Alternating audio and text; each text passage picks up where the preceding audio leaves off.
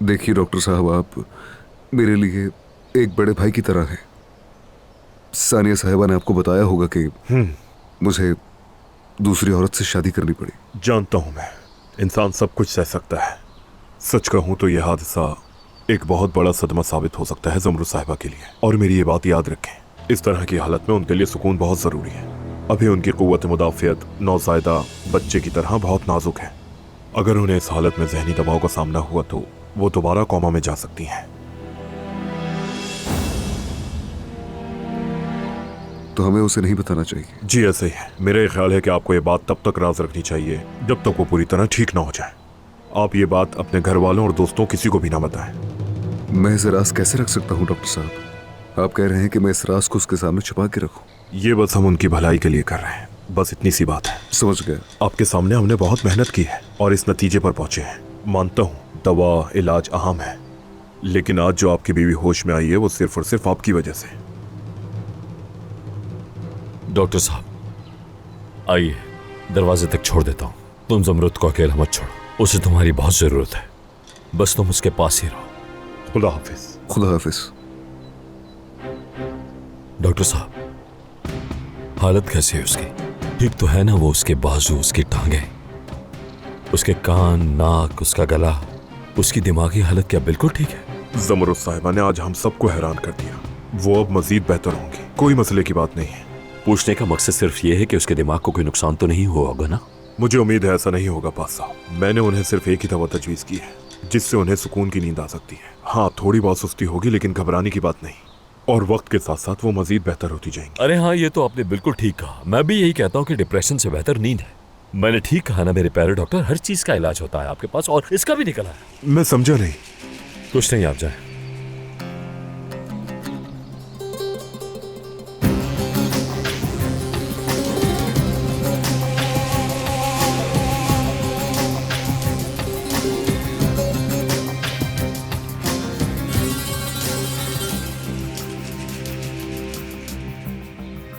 आप भी इस हंगामे से भाग रही हैं अजमत साहिबा? नहीं मेरी जान, मैं तो इस मुआवजे पर खुदा का शुक्र अदा कर रही हूँ। मेरा पोता बहुत खुश है ना? एक ही दिन में उससे 2 बीवियां और एक बेटी मिल गई। तो अब क्या होगा अजमत साहिबा? मैंने अब्बास साहब से भी पूछा, लेकिन हम सब जानते हैं असल मलिका आप हैं। आप हुक्म देती हैं और सबको मानना पड़ता है। बात सुनो दानिया, तुमने मुझे बहुत अरसे से देखा ही नहीं है, मगर अब हालात बदल गए हैं। हुक्मरान अब ये नौजवान है। तो अगर मैं अभी ज़मरुद के पास जाऊं और उसे बताऊं कि मैं उसके शौहर की नई बीवी हूं, तो आप रुकावट नहीं बनेंगी।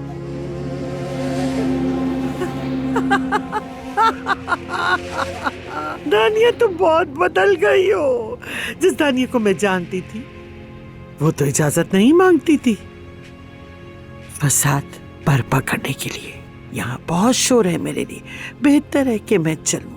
मेरे सर में बहुत दर्द हो रहा है। चलती हूँ, फिर मिलेंगे। बूढ़ी चुड़ैल समझती है कि ये कद मैं साफ करूंगी। अब इसको वक्त ही सब बताएगा। देखती जाओ क्या करती हूँ।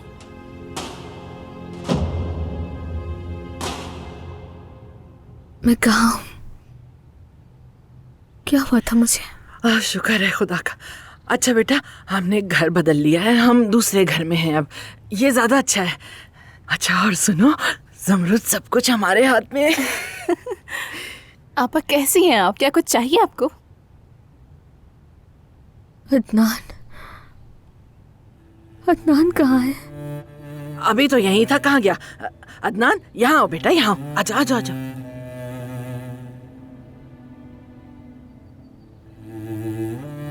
तुम कैसी हो मेरी जान? क्या हुआ था मुझे? एक हादसा हुआ था। मैं पहले भी उठी थी, चली थी और किसी छत पर गई थी। मैंने नीचे देखा था।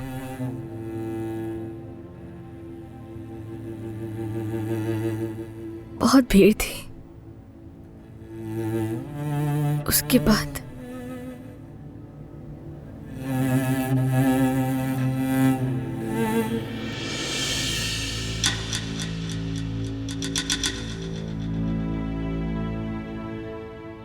याद नहीं।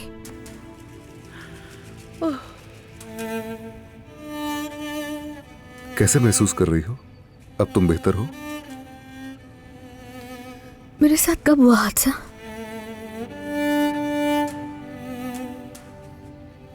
कुछ अरसा पहले। मैंने तुम्हारी आवाज सुनी। तुम मुझे बुला रहे थे। मैं अब भी सुन सकती हूँ। मैं तुम्हारे लिए वापस आई हूँ अदनान। लेकिन तुम कभी हकीकत में गई ही नहीं थी। मुझे यकीन था कि तुम सुन रही हो। मैं बहुत देर सोई रही। तुम बदले हुए लग रहे हो मुझे।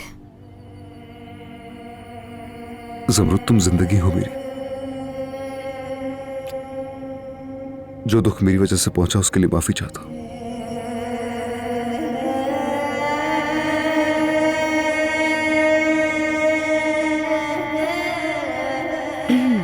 अदनान, तुम्हारे पास 1 मिनट है? क्या हुआ? अच्छा लग रहा है देखकर। होश में आ गई है। ये कौन है? निकलो, निकलो यहां से।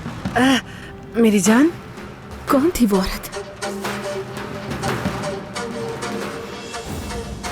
अदनान बाहर क्यों गया? मलिहा, कौन है ये औरत, जानती हो? नहीं, मैं नहीं जानती। पिछले दिनों इस घर में बहुत सारे लोग आते जाते रहे। ये भी हो सकता है कि ये कोई मेहमान हो। हर वक्त तो यहाँ भीड़ लगी रहती है बेटा। अच्छा तुम छोड़ो इन सबको, मेरी बात सुनो। मैं तुम्हारे लिए अच्छा सा सूप बनाती हूँ, बहुत सारी मुर्गी और सब्जियों के साथ। बहुत अच्छा रहेगा, है ना? तुम्हें तो पसंद भी है। सानिया, अच्छा रहेगा ना? हाँ। मेरी जान,